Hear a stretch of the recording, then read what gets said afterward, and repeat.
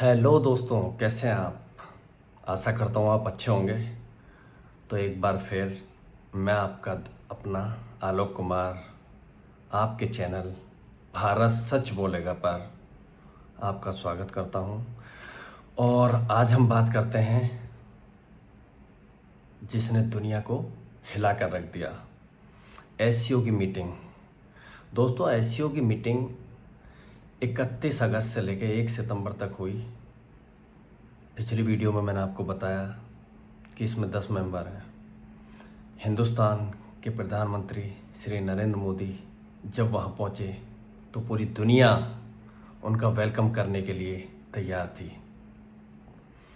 और जिस तरीके से चाइना के राष्ट्रपति शी जिनपिंग ने उनका वेलकम किया, अद्भुत, अद्वितीय, अकल्पनीय। वाह दोस्तों, जिस गर्मजोशी से नरेंद्र मोदी मिले, ऐसा लगा जैसे रॉयल बंगाल टाइगर सच में चाइना में पहुंच गया और आतंक मचा दिया। कहाँ? यूरोप, नेटो, यूएसए, दुनिया को हिलाकर रख दिया। और हमने अपनी राजनीति, इच्छा शक्ति, दृढ़ शक्ति का एक बेहतरीन नमूना प्रस्तुत किया। और वहाँ पर सबसे अच्छी चीज़ पुतिन और नरेंद्र मोदी जी की जो केमिस्ट्री थी, कमाल की। दोस्तों ये सच है कि चाइना और इंडिया कभी दोस्त नहीं बन सकते हैं। इसका कारण है क्योंकि हम एक डेमोक्रेसी वाले हैं, चाइना एक कम्युनिस्ट है। चाइना की विस्तारवादी नीति है और हमारी विस्तारवादी नीति नहीं है। लेकिन हमको अगर कोई छेड़ेगा सोनो तो हम घुस के मारेंगे। ये नया हिंदुस्तान है दोस्तों। मैंने अपनी लाइफ में कभी ऐसा नहीं देखा, हिंदुस्तान की इच्छा शक्ति, दृढ़ शक्ति इतना मजबूत कि हम इतनी मजबूती के साथ खड़े हैं। दोस्तों, क्या कोई विश्वास कर सकता था कि जो अमेरिका पूरी दुनिया को झुकाता है, जिसने 150 साल से पूरी दुनिया पर राज कर रहा है, डॉलर का बादशाह, वहाँ पर डोनाल्ड ट्रंप जैसा सनकी राष्ट्रपति जो पूरी दुनिया को झुकाता है, पूरी दुनिया पर टैरिफ लगा दिए, हिंदुस्तान पर भी लगा दिए। उन्होंने सोचा, पूरी दुनिया ने सरेंडर कर दिया। दोस्तों, आप जानते हैं जापान, कोरिया, यूरोप, सारे देशों को डोनाल्ड ट्रंप ने झुका दिया, अपने टैरिफ के जाल में फंसा दिया। लेकिन हिंदुस्तान नहीं झुका, क्योंकि हम गलत चीज़ बर्दाश्त नहीं करते हैं दोस्तों। और ब्लैकमेलिंग तो कभी नहीं। यहाँ पर दोस्तों हमारी बहुत चीज़ें, बहुत स्मार्ट मूव किए हैं। एससीओ की मीटिंग में नरेंद्र मोदी जी ने जो वहाँ बोला है, उसको देखकर पूरी दुनिया हिल गई। उन्होंने बोला है, यहाँ पर ब्लैकमेलिंग नहीं सही जाएगी,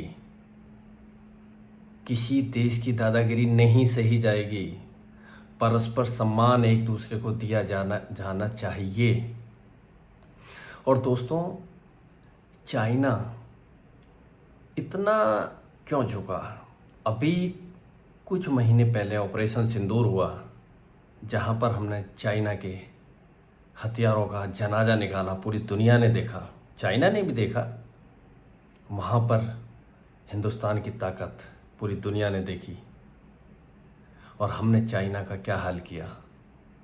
उसके बाद ऐसा क्या हुआ कि चाइना इतना झुका? वो झुका नहीं है दोस्तों, ये डोनाल्ड ट्रंप का असर है। क्योंकि डोनाल्ड ट्रंप जिस तरीके से टैरिफ पे टैरिफ लगाए जा रहे हैं, इस टैरिफ के खेल ने चाइना को हिला दिया।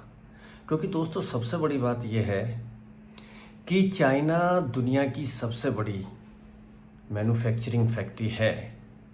पूरी सप्लाई चेन को चाइना देखता है। लेकिन दुनिया का सबसे बड़ा बाजार हिंदुस्तान है दोस्तों, हिंदुस्तान। और जब डोनाल्ड ट्रंप ने अपने टैरिफ का खेल खेला तो उसकी सबसे पहले चपेट में चाइना आया। ठीक है, उन्होंने उतना टैरिफ नहीं लगाया, बाद में वो झुके भी, लेकिन चाइना को ये पता लग गया कि जब तक डोनाल्ड ट्रंप है तब तक खेल नहीं बदलेगा। और दोस्तों, जियोपॉलिटिक्स की सबसे बड़ी खासियत यही है कि यहाँ कौन दोस्त है कौन दुश्मन है, इसके बारे में हम लोग सोचते हैं, लेकिन जियोपॉलिटिक्स अपने आप में बहुत अलग है। क्योंकि अभी मैं आपको एक बात बताता हूँ, आप सुन के शॉक्ड हो जाएंगे। डोनाल्ड ट्रंप ने इंडिया पर टैरिफ किस लिए लगाए?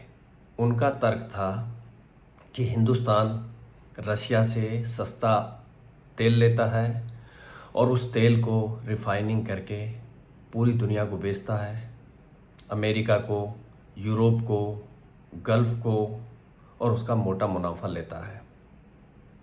दोस्तों, ये सही है। मैं ये बोल रहा हूँ, ये सही है, लेकिन इसमें एक बड़ा ही, अब क्या बताते बताते मुझे खुद हंसी आ रही है। अभी की खबर है कुछ दिन पहले की कि यूक्रेन भी, जी हाँ ध्यान से सुनिए मेरी बात, यूक्रेन भी इंडिया से डीजल ले रहा है। अब बताइए डोनाल्ड ट्रंप के टैरिफ का क्या होगा? बेचारा क्या जवाब देगा? यूक्रेन हिंदुस्तान से डीजल ले रहा है। क्या यूक्रेन को नहीं पता है, जेलेंस्की को नहीं पता है कि ये कहाँ से आ रहा है? पता है दोस्तों, यही जियोपॉलिटिक्स है। यानी यूक्रेन पैसे दे रहा है डीजल के, किसको? इंडिया को।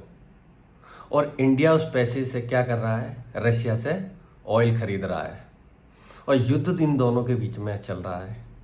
यानी कि यूक्रेन ही अपना पैसा रशिया भेज रहा है और बोल रहा भाई हमको फोड़ो, तो उस युद्ध में वो पैसा काम आ रहा है। लेकिन यहाँ पर यह भी समझने की बात है कि डोनाल्ड ट्रंप से एक बहुत बड़ा ब्लंडर हुआ है।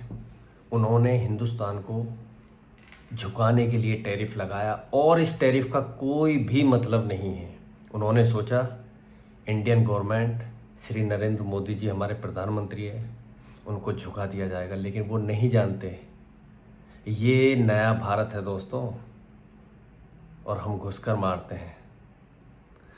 और टैरिफ का खेल उनका ऊपर उन्हीं के पड़ गया, और अमेरिका के अंदर इतनी आलोचना हो रही है कि डोनाल्ड ट्रंप परेशान है। दोस्तों, जिस देश की कोर्ट ने बोल दिया कि ये टैरिफ किसी काम के नहीं हैं, आपने गलत लगाए हैं, इससे बड़ा क्या सबूत मैं दूं आपको, उनके अपने ही देश में इसका विरोध हो रहा है दोस्तों। और विरोध भी इतना ज़बरदस्त हो रहा है कि डोनाल्ड ट्रंप को मुंह छुपाने की जगह नहीं मिल रही है। क्योंकि डोनाल्ड ट्रंप ने वो गलती कर दी कि अमेरिका की 25 साल की मेहनत को पानी में मिला दिया, घोल दिया उसको, समझे? क्योंकि अमेरिका कभी भी हमारा रिलायबल पार्टनर नहीं था, ये बात हम भी जानते हैं। 1965 हो, 1971 हो, या कुछ भी हो, हम अमेरिका पर विश्वास नहीं करते थे। लेकिन डोनाल्ड ट्रंप ने अच्छा काम ये किया कि उस चीज़ को एक्सपोज कर दिया और खुलकर खेले वो। और अमेरिका और भारत के बीच जो अविश्वास हुआ है, उसी की वजह से चीन और इंडिया नज़दीक आए दोस्तों। और जिस नज़दीकी का फ़ायदा चाइना ने उठाया, दोनों हाथों से वेलकम किया। और इसमें रूस की बहुत बड़ी भूमिका है दोस्तों। रूस की भूमिका को अब दरकिनार नहीं कर सकते। ये रूसी राष्ट्रपति पुतिन के प्रयासों का नतीजा है, और हिंदुस्तान की सुदृढ़, सफल और दृढ़ निश्चयी राजनीति कि चाइना जैसे देश को ये सोचने पर मजबूर कर दिया कि भाई नहीं, वो ज़माना गया जब गलवान होता था, डोकलाम होता था। अब हम दोनों को परस्पर मिलकर काम करना चाहिए। तो ये डोनाल्ड ट्रंप के टैरिफ की वजह से इन दोनों देशों की मजबूरी है। ये दोनों नज़दीक आए दोस्तों। और हाँ, दोनों ही एक दूसरे पर भरोसा नहीं कर रहे हैं, लेकिन जब तक डोनाल्ड ट्रंप हैं तब तक हिंदुस्तान और चीन दोनों एक दूसरे के पूरक हैं और दोनों ही एक दूसरे से अपना फ़ायदा भी उठाएंगे। यही जियोपॉलिटिक्स की खूबसूरती है दोस्तों। तो मैं इस वीडियो को यहीं विराम देता हूँ और आशा करता हूँ आपको वीडियो पसंद आई होगी। अगर पसंद आती है आप अपने विचार कमेंट्स में लिख सकते हैं, मैं उनको जवाब दूंगा।